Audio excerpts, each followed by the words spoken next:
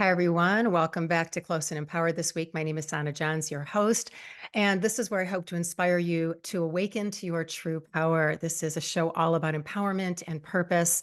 And for those of you that listen to my show, and for those that are new today, the show is about stories. It's about people's stories of courage, bravery, turning their challenges into purpose. And it's a show that inspires others to give them courage and hope during the most difficult times. And that's a lot of the reason why I have this platform, is to let my listeners know that even though the journey can be extremely trying, that there is still hope. There's hope for love, faith, and being a light in this world for others, which is what we're going to talk about today with my special guests. And I have to tell you, I was listening to some of their videos and really learning about them. I read their book, I watched their movie, and it's just, I really got teary eyed. I really had to like really get myself together after listening to some of the things earlier this morning, because it's just so touching what they've gone through and how they've turned things around.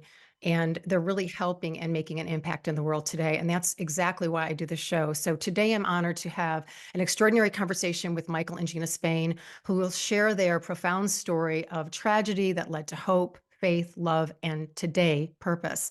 They are the New York Times bestselling authors. They're co-founders of the New Day Foundation for Families, which we're going to talk a little bit more about today, and how they're making an impact. Their story is a powerful testament to love, loss, and the creation of this foundation, committed to making a difference, a profound difference to families that are grappling with emotions and also the financial challenges of having cancer. So their story is very unique and beautiful in many ways. They have a book called The Color of Rain, and it was a New York Times bestseller. It also made it into a Hallmark original movie in 2014, extending a powerful message to our hearts. And when I watched the movie too, it so reminded me of Eugenia. So we'll talk a bit about that in a minute, but just really well done. And also to top it off, in 2023, the Spains took the stage at TEDx Detroit, sharing their compelling story of resilience, faith, and love. And Michael and Gina have been guests on the Today Show, Huckabee, and ABC World News. So the list goes on. They are getting the message out. They are helping others. They are sharing people in their difficult times. And it's just a beautiful thing to have people like this in the world sharing what they can share best: their love, their listening, their hope, and their inspiration for others. So the message continues to inspire, empower their audiences, leaving an incredible mark. And I know that it has left an incredible mark on me. So please allow their journey today to ignite faith, hope, and love into your own life. So let's welcome Michael and Gina to the show. Welcome to the show, guys. Thank Hi, you. Sonna. Thank you so much. It's great to be here. Yes, thank you so much. I am really excited for you to share your story so that people can be inspired by what you've gone through and how you've really navigated through the challenges in your life. So I'll let you guys begin. I don't know, Michael, Gina, you guys pick. Michael, this is you do this so succinctly, babe. You take it. Well, Yes. Gina and I have challenged each other over the years of who can tell the story the shortest. Um, so I won't do that since we have a little bit extra time. Gina and I did not know each other for most of our first part of our lives, but our spouses did. I was married to Kathy, and she was married to Matt. And Matt and Kathy grew up together in Michigan, small town in Michigan called Rochester. They were classmates all through high school, and they even attended Michigan State together too. They were friends, and then went off and lived their lives, and each started their own families. At some point, Matt became ill. He was diagnosed with cancer and had a 3-year battle with that disease. Kathy and I eventually found our way back, moved back to Rochester. So we were in the same town, but we did not know the Kell family. We didn't know Matt and Gina. My wife knew of him, still obviously an old classmate and friend. But I had never met their family. Matt lost his battle with cancer on Christmas Day, Christmas night. in 2005, and my wife Kathy attended his funeral. And then just a couple of weeks later, having not been sick a day in her life practically, she got a headache that wouldn't go away, and eventually we sought help in an emergency room. She was quickly diagnosed with brain cancer, and 17 days later she died. And through a series of events, Gina and I found each other in the same room together, and we were kind of placed there by the grace of God and by Matt and Kathy, and some stories that I'll maybe let Gina tell. But eventually we became friends. Our children, I had 3 and Gina had 2. Our kids all started to hang out together and become very close friends. And as I kind of put it, sort of, Gina and I were just each other's support system. We lived in the same town. We attended the same church. Our kids were now kind of growing together. And as the fog of grief kind of lifted, I looked over and I realized that sitting next to me was a woman, which I hadn't really realized originally, when you're in that space. And so we became closer friends. And then ultimately, almost 2 years later, we married, created a little Brady Bunch. And we've been a blended family ever since. There's much more details to it. I'm going to let Gina jump in. Yeah, I mean, I think it's important to mention this because today is February 29th, so it's a leap day. But yesterday would mark the 18th anniversary of Kathy's passing, so of Michael's wife's passing. And so it's been 18 years for Michael and I, each of us, since we've lost our spouses. And, they were such a huge part of our life, and they're still very much present tense with us today. And the story that Michael just shared, which, is the most abbreviated form of that story. There's so much depth in this story. And like he just mentioned about how he and I met and, all of that. I mean, the sad truth of it is we met in a funeral home. I mean, it's literally the worst How I Met Your Mother story on the planet. We don't like getting asked that question. Like when we go sit at a table at a wedding or something with new people, they're like, how'd you two meet? Well, we're going to not talk about that. Gina, I wasn't going to let him, just so you know, I wasn't going to let him get away with that abbreviated story, because I know there's a lot more to it that is I know, it was so a really divine quick telling. I was like, and so oh. incredible that I would love for you to share that. Yeah, well, in the How We Met part of the story, I mean, there's so much that obviously that preceded the How We Met part of the story. My relationship with Matt and the years of our marriage, we were married for 13 years. We met in college, and we, started our family, and big Michigan State, fans and all of that. And life was good. It was just like young family life. It was all that chaos and kids and sports and all that good stuff. And then along comes a cancer diagnosis, and that, disrupts and changes everything. And during the time that we were going through cancer, I'm going to kind of backtrack a little bit, Michael, because I want to share this part of the story too, and then I'll get to the How We Met piece. But when we were going through the cancer journey, I want to mention this because it'll lead into some of our conversation later. But my husband's employer at the time was a local television station in Detroit, and his boss's boss, I think it would be safe to say, made sure we did not lose a day of income, which is a really important part of the story because it will lead us into sort of how our nonprofit got started and why.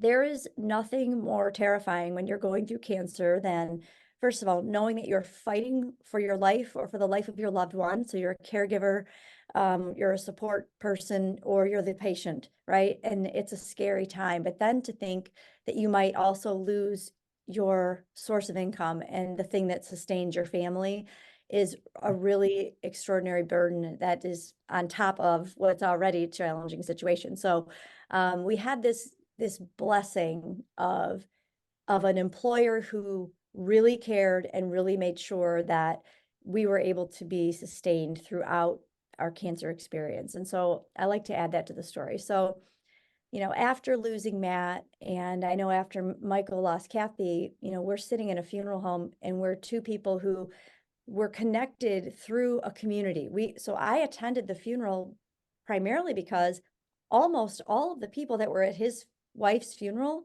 were also at my husband's funeral just a month earlier. It was or a couple months earlier, it was just a strange occurrence. And so I went there to be a support and did not know what was going to happen when I walked in the door. And Michael, maybe you should pick up the story with what happened next, because all I remember was I walked in the door not knowing even what this man looked like. And he came up to me and said, "Are you Gina? Are you Gina Kell?" And I said, "Yes." Like, "Who are you?" And at first it didn't register. And then I realized, oh, this is Kathy's husband. And I said, "Yes, of course," and he said, I have to ask you, how are your kids? Because all he really cared about was my children. And I think he wanted to know how his kids were going to be. It was that. Sure. So that Yeah, was, yeah, go ahead. Gina and her boys were maybe a month ahead of us in the process, so to speak. And I had heard about them obviously through Kathy, and so she was kind enough to sit with me. We sat sort of off to the side, but as you can imagine, my wife was only 37 when she passed away. Mm. So there were hundreds of people, and it felt like for a moment that everyone was staring at us, because here are these two grieving widow and widower, and now we're off to the side just talking. And Gina was so kind and generous with her kindness, and she answered all my questions. I even said to her, I said, "Tell me how you're doing, and if you have to lie to me, go ahead and lie to me." And she's like, "No, I don't have to lie." She said, and she said something really smart, and I've kind of borrowed it ever since. She said, "We're about like you would think we are. It isn't, I'm fine," because you're not fine. It isn't, we're great. It isn't, we're terrible. We're about exactly like you might think we are." And I thought that was pretty smart. And we talked for a little while, and then we were quiet for a moment or two. And I kind of looked at all the staring eyes, and I said to her, "This place is filled with people from my life, but I'm pretty sure you're the only one here tonight who knows me." And it sort of Wow. became this theme between the two of us, like we know each other, even though we've only just met. Yeah. I So think how did, how did you feel at that moment? Like, what was going through your head? Was there just like an instant connection, or you couldn't quite grasp what it was? Like, what was going on? Are you just supporting each other, or being able Yeah. to understand one another? Yeah, I really believe so. You hear about this, but you don't know until you've experienced it. But when you go through something profoundly tragic, um, deep pain, I think the greatest longing that we have when we are in the midst of those things is simply to be known, somebody who understands. Because I think a lot of times people just simply feel as though nobody understands me. I'm Mhm. so alone in this experience. And I, I think that's maybe the most important thing, is knowing you're not alone and being understood by someone who shares, our circumstances detail wise different, but that fellowship of suffering, so universal, so very profound and connective. And there's something in that allows us and grants us permission to laugh with each other, to be Mhm. a little irreverent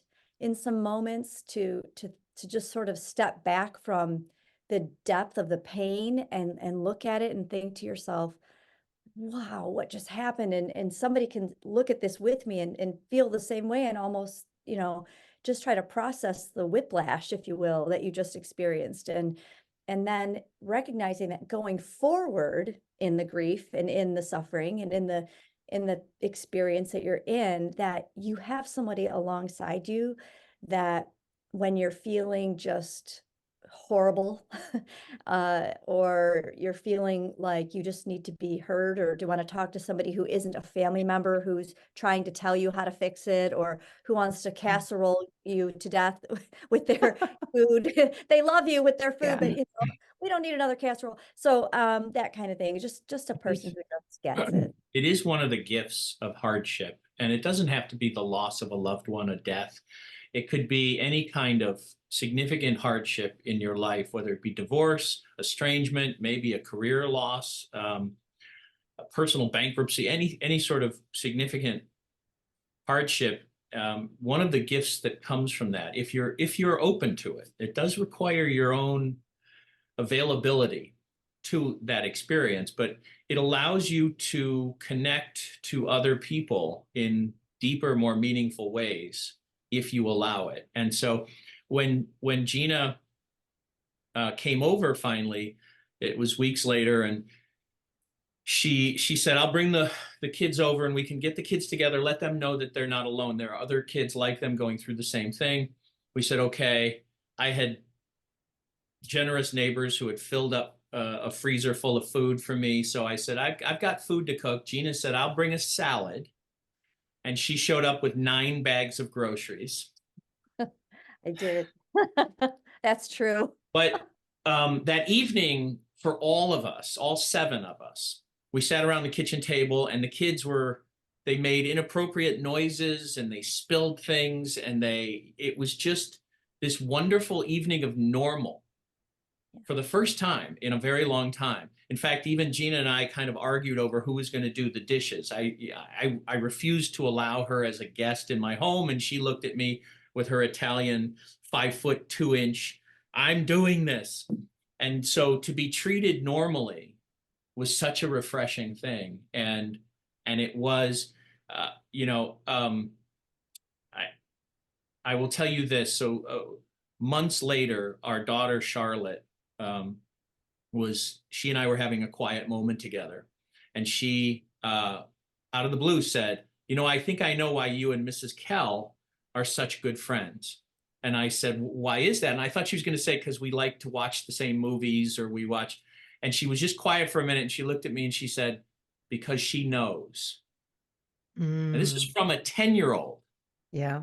And Wow. I thought, that's true. She knows. Wow. I love that. Well, we're going to take a short break, and I want to talk about this community and support and listening, and how healing this can be, and how this is part of the process. And it's so important. It's so important. I'm so glad that you brought that up. So we're going to be back right after this short break.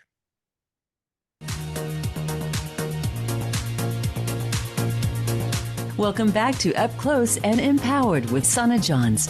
Have a question for Sonna or guests?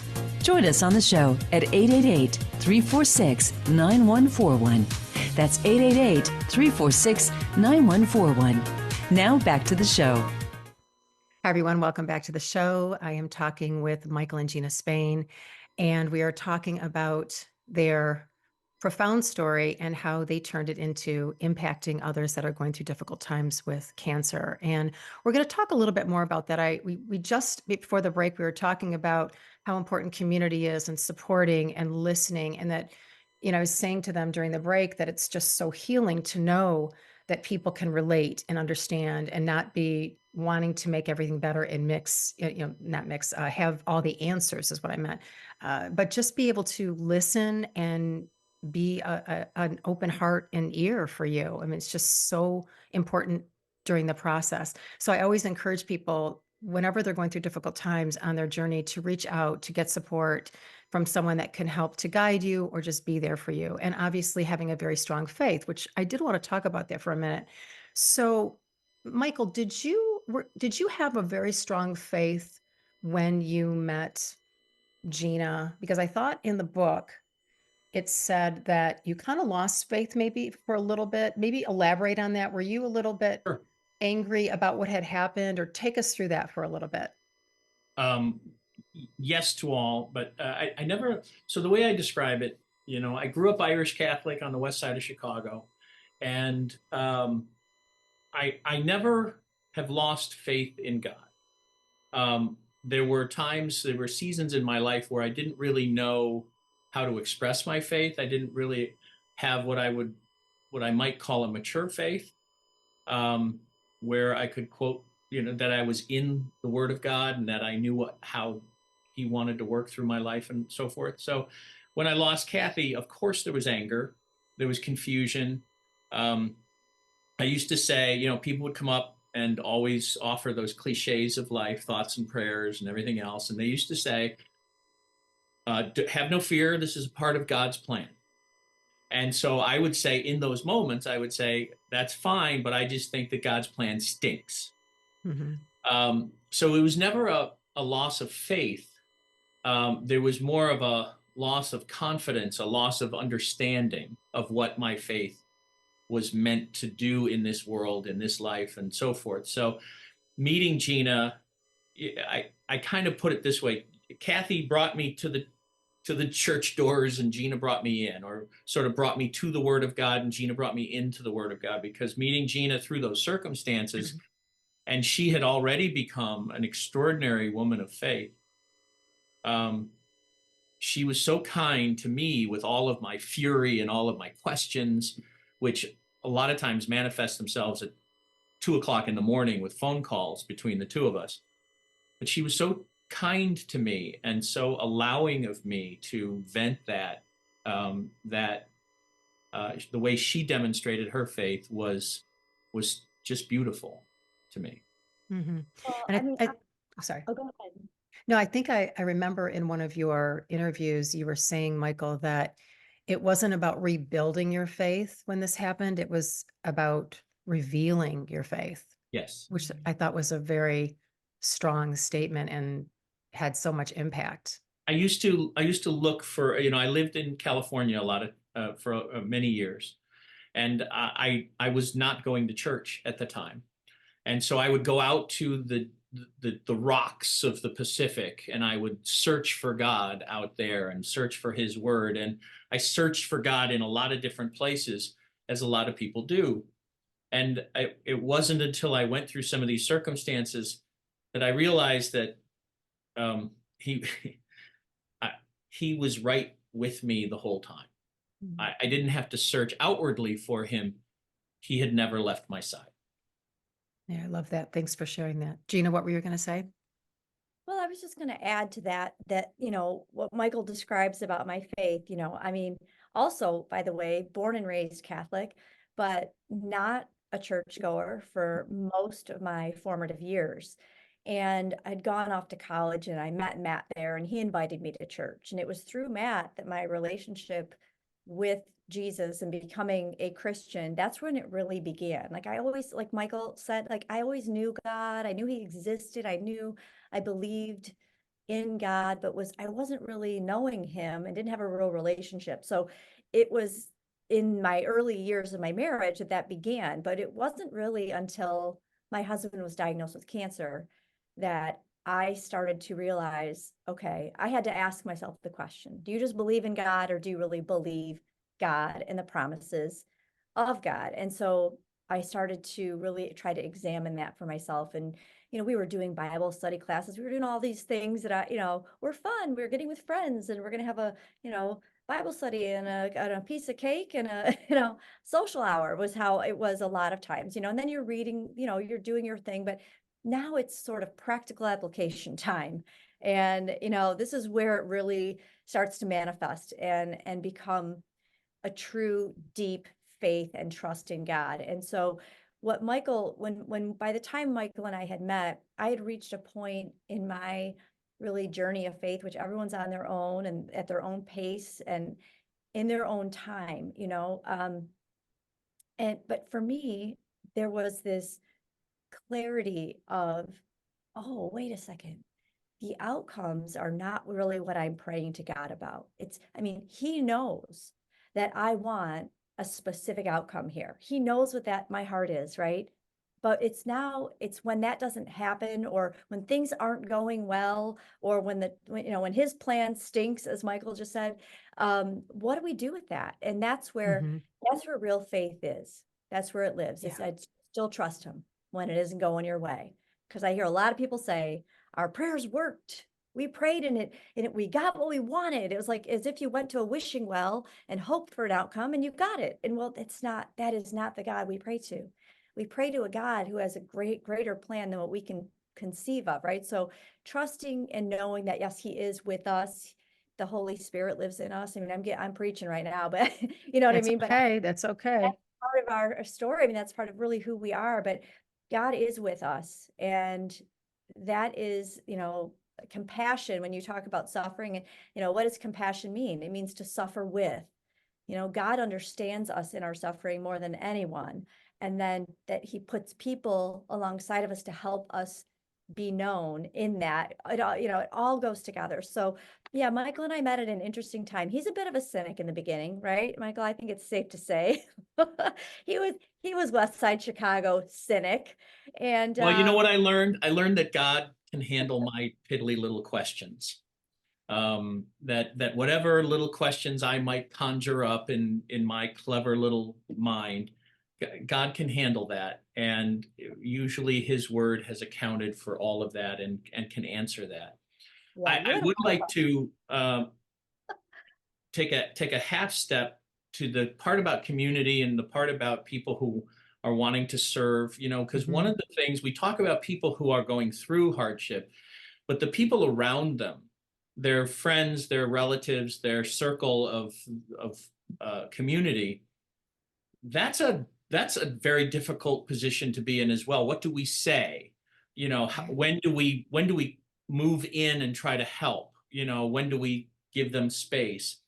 And I liken it. I was literally on the phone last night with a gentleman who lost his wife to cancer. Just the burial was on Saturday, and so through New Day we connected. And sometimes, as is the habit, I will reach out to husbands.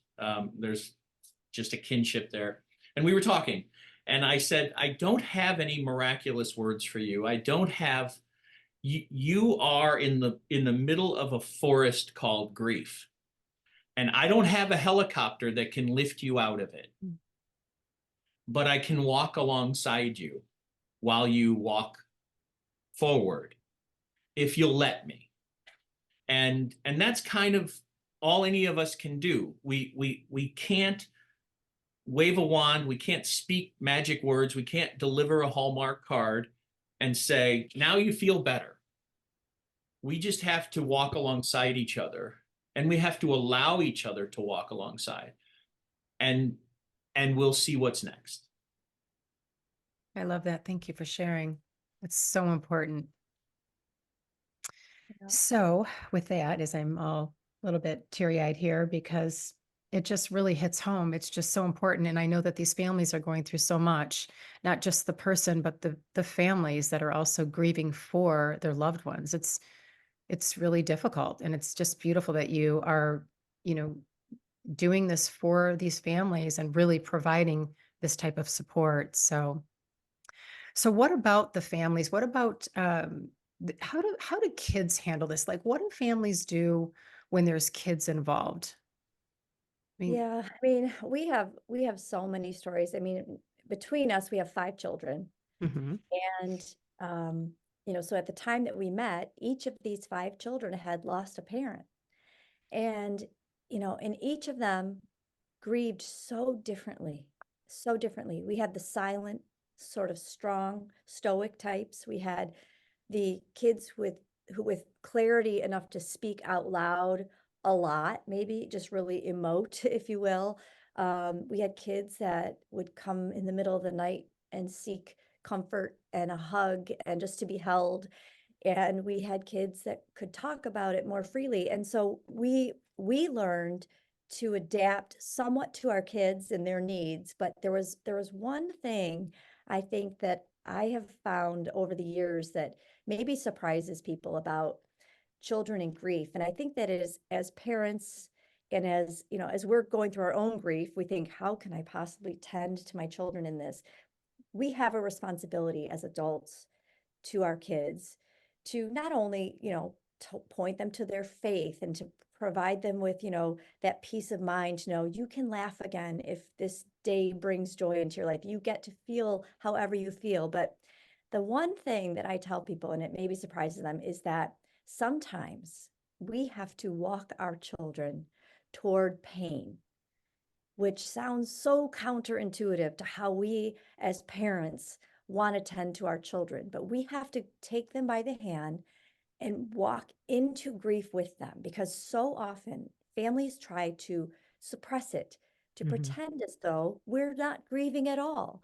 And I hear this a lot in my day-to-day work with New Day and with some of the families that we interact with, that, well, we haven't told our children, or we're not talking about it, or we're not, they're too young to understand. Or the answer to all of that is always no. They do understand. Even if you're not talking to them, they can feel it. There is the grief or the circumstances that are so stressful are revealing themselves even without words. So that creates such confusion for kids. So what do? We learn and we educate ourselves. There's so many resources about how do we talk to our children? How do we walk them toward a really difficult subject, whether that is mom or dad has cancer, or sometimes it's the child that has cancer, or a sibling, or now that we've lost someone, what does it mean what does it mean to grieve? And it sounds so counterintuitive, like I said, to tell a 4-year-old or an 8-year-old or a 12-year-old about these things and really deal with them together. But my gosh, there is such healing that is available to kids and to parents when we can talk out loud, when we can keep our loved ones present, when we can not live in fear of that kind of pain being an issue. So Michael, I know you probably have some thoughts on this too. Oh, yeah. I mean, I would say three things about kids in grief. The first is affirm how they feel. Give them permission to, if they want to laugh at a cartoon today, let them laugh. If they want to cry, affirm them being scared, and don't make them feel bad because they aren't feeling worse, and don't deny them their grief if it comes to them. So affirm them and give them permission to feel however they feel today. The second thing is the children, sometimes when, let's say, a parent is going through something, or a parent even dies, there are aunts, uncles, grandparents who also are grieving, not just the immediate family, but then the extended family. The children are not there to help other adults with their grief. Sometimes you will get people saying, if the kids could just come over and that would make us feel better. That's not what the children are for. If it serves the children to do that, great. But I remember Gina and I circled our wagons and said, everything that happens over the next 12 months must be in service to the children. That doesn't mean they get indulged in anything they want, but you have to be really in tune to their needs today. If they don't want to go visiting grandma and grandpa, then they're just going to stay home today. And then the last thing is with children, especially the younger ones, but anybody under 18, grief, they don't understand the full weight of the loss like adults do, because they don't have that wide angle lens of life. Mhm. And so grief will tend to circle back around to children several times throughout their adolescence and then into young adulthood as they hit different milestones in life. And now mom or dad is not here for those moments. Grief will come back again. So it's not a linear process. You're a little bit better today than you were yesterday, and then 5% better tomorrow. It's all over the place. And today, it's 18 years later that I lost Kathy. And I could be driving down the road today and have to pull over with grief and tears because it just is revisiting my heart. And so those are things that I would definitely share with parents who have children going through that. Thank you so much for sharing that. We have to feel into these emotions. We can't suppress it, because and it may still come back, like you said, but that's how you work through it. You just have to feel through it. Yes. So yeah, thank you so much for sharing those tips. It's really helpful, I'm sure. So we're going to take our last break, and then on the other end of the break, or the other side of the break, we're going to talk a little bit more about, about their organization, about their book, what they're working on, and maybe flip it to a little bit more of a positive note, even though this is all positive in its own way. We know that, but we're going to talk about some good things, some joyous things, and things that are making the world a brighter place. So we'll be back right after this.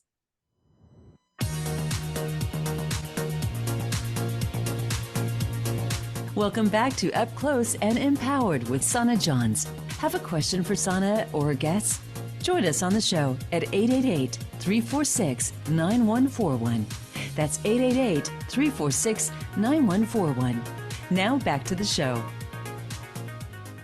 Hi, everyone. Welcome back to the show.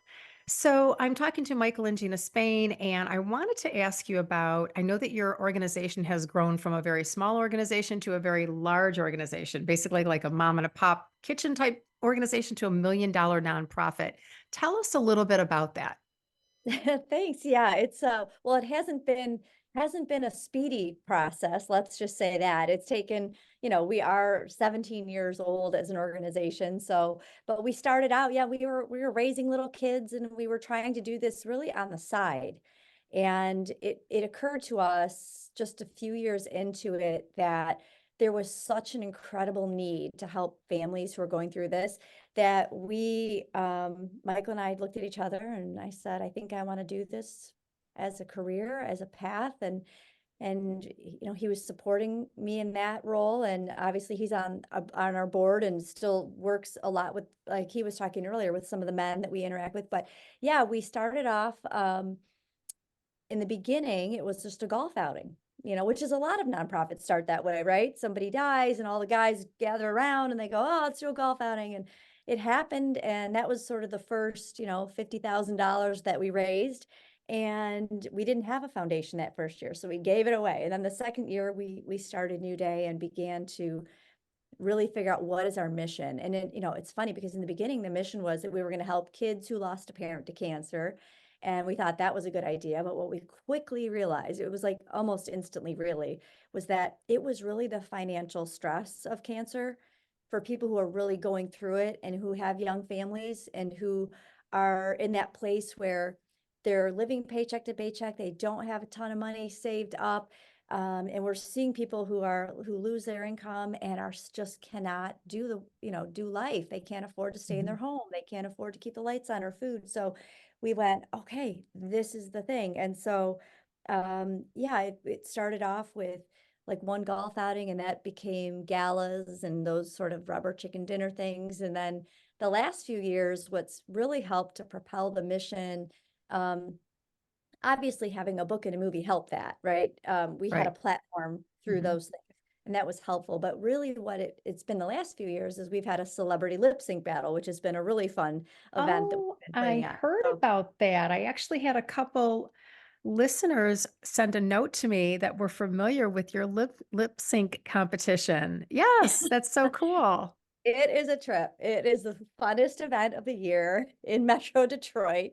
You can't find a better event. And, we kind of took a spin off of what Jimmy Fallon does on NBC, right? He has there's actually a show, a lip sync show, but Jimmy Fallon started it on his program. And Michael one day said, why don't we do something like this? Like what, and I thought, that's crazy. I'm like, okay, let's do it. Let's go. Let's do it. And the thing is, you got to find people willing to get on stage and bear it all. You know what I mean? Just really put it all out there. And they're Right. all these celebrities, they know what they're doing. They're competing on behalf of one of the families that we're helping. And they get to meet them and they Oh, get to connect and know who they are and really who they're going on stage to, make a fool out of themselves for. I mean, last year we had, the Mark Hackle won the whole thing. I don't know if you know who Mark Hackle is, yeah, but sure. the Macomb County executive, and he, this guy did a Red Hot Chili Peppers song and took his shirt off and showed his ripped abs at the age of 61. We were all in awe of Mark Hackle. That's all I can say. That's It was funny. memorable. I bet. Yeah. It was fun. So Oh, yeah, that's it's turned great. into a really big fundraiser for us every year. I can tell you Oh, though, thinking back to the days of the kitchen table when we were looking at each other saying, we really want to somehow serve, we were the recipients of so much generosity, so much kindness when we went through what we went through, and it still was crushing with grief and with pain. And so we realized that there were so many families who did not have the same resources, the same community around them. And um, and now to fast forward to evenings like the lip sync battle, where there's 600 people watching all of these acts on stage and lights and cameras and everything. It's just really remarkable. But what's really gratifying is that it serves the work, and the work is, it's not just people who are impoverished. It's really important to be clear about that. You're talking about average people who have jobs and have insurance even. But and Gina can spout the statistics way better than I, but number one cause for bankruptcy in America is a medical diagnosis, and chief among them is cancer. In terms of additional dollars that every family who's fighting cancer has to spend over and above insurance is something like $2,600 a month. And so it's remarkable how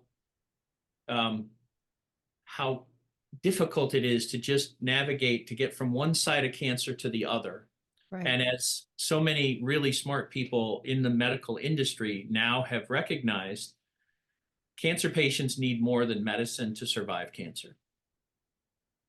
Yeah, for sure. And you guys are part of that, for sure, right? Definitely. What is your life like now versus 17 years ago? I mean, what is the shift then? Where are you now, and where do you see things going? Yeah, well, 17 years ago, like I said, we were raising little kids and we were in that season, which is such a fun season of life, but boy, is it exhausting, right? And we were working to help families through New Day, but today where we are is, we're 123 hospitals across the state of Michigan who are referring patients and families to us. And so what that means is, so just a couple of years ago, it was about 60. So we've doubled that number. And we also were helping maybe 400 families a year, and now we're Wow. close to 800 families a year. And the reason that those numbers multiplied is because we found a way to reach into small communities where there really aren't even social workers in many cases, Mm. where these are people who don't even know we exist. And we're trying to make strides to get into those communities, to reach into these little tiny hospitals and say, hey, we're here. You have a resource available to you so that you don't have to suffer, because what we found and what studies are showing us is that if you live in a rural community or an underserved community where resources are limited, you have a much higher mortality rate for your cancer diagnosis, right? I mean, everyone dies, but when it comes to this particular diagnosis, you're twice as likely to die than somebody who has all those resources. So people go, well, why is that? What does that matter if you don't have money? Well, if you don't have money, you're oftentimes skipping your appointments because you have to go to work, or because I can't get childcare, so the basics. So what it looks like for us is truly striving to build partnerships in the community, to reach out to these communities in the outstate markets. It's really easy to reach out to the Corwells and the Ascensions and the McLarens and the Henry Fords and the big hospital systems right here in Metro Detroit. But when you go out further across the state of Michigan, it's taken a lot of time and effort to do that. The next step is corporate partnerships. How do we work with the DTE energies and with the consumers energies and the mortgage and the banking industry to help these families? Because what we're doing right now is we're just paying their bills, right? We're paying the creditors, we're paying DTE, we're buying the groceries, we're making sure that they have these things. But I think that the solution really lies in strategic partnerships, having meaningful conversations with the creditors, with the corporations that we interact with every day, who don't even really know that we're here, and how much money really we're saving them in terms of by paying the bills, right? But not only that, but saving them from having to chase down these families and continue to send the notices out every day. I mean, you know, so we're not only helping the patient and the family. I think it's important to note that there is a ripple effect throughout the community Sure. from the work that we do. And so people don't always recognize that. So at the Definitely a family ripple level, it's effect. That's so obvious, you know, important. but yeah, so that's So where we're headed. how are you raising money right now then primarily? I mean, I know that you're starting to reach out to more of these companies, but what has been your source of the people that are contributing now? Yeah, the primary sources of revenue for our organization are individual donors, right? So people who give on a monthly basis, people who just simply donate. That's about a third of the revenue that we have. Another third of our revenue comes through our events. So we were just talking about the celebrity lip sync battle. That event generates between 150 and $200,000 a year, but we're hoping to actually see that number grow just for that one event because of the type of event that it is and the marketing benefits that it provides. So events are huge. There's still a golf outing to this day. There's local events. I mean, we have everything from hockey, pickleball, 5K, you know, all of those kinds of things as well. So events are a big piece of it. And then another sort of part, it has to do with grant writing. And grant writing is an art form. And there are many organizations who you can apply to, but the rate of rejection on grants that you apply for is relatively high. I mean, they say if you get between 10 and 30% yes, a return rate, that you're doing really well. Like 30% return rate in any given year is really, really good. Now we try to find the grants that we are most qualified for. We want to align our mission, obviously, with the funders' goals and, you know, their focus areas. So, but yeah, grant writing is an art form, and one that has really helped to sustain us in particular these last few years. So, yeah, grant writing, events, private Mhm. donations, and now, like I said, my big focus area in these next couple of years really is going to be corporate partnerships, strategic partnerships that will help us maybe operate a little bit differently than how we have been for the first 17 years. I think the next 17 years have to look like partnerships Right. and more, yes, more relationships with those type of leaders in the community. So Yeah, that yeah. sounds like a great way to go. I wish you the best with that. I mean, just getting the word out, just got to get the word out and put the energy out there, right? And obviously our faith, prayer. So where can people find you? What is the best way for people to reach out to you to see what you're all about and maybe how they might be able to support the New Day Foundation? Yeah, we have a beautiful website. It's always evolving. It's foundationforfamilies.org. And you can find everything you need to know about how a family can get help.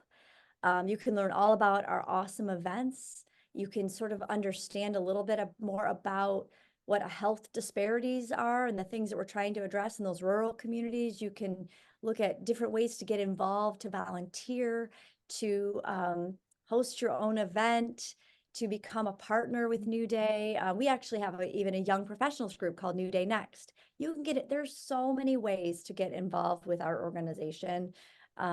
It's we try to really make it possible to do, like, to keep our mind open to the possibilities. So check us out online, foundationforfamilies.org, and get And to now you know have us. the Facebook account as well. Oh, You for have a heaven's couple sake, yes, Facebook there's accounts, you've got LinkedIn, social you've got all the media. accounts, but the We're website I think also, is a comprehensive place where people can go to yeah. find help, support, guidance, or even if they want to help your organization.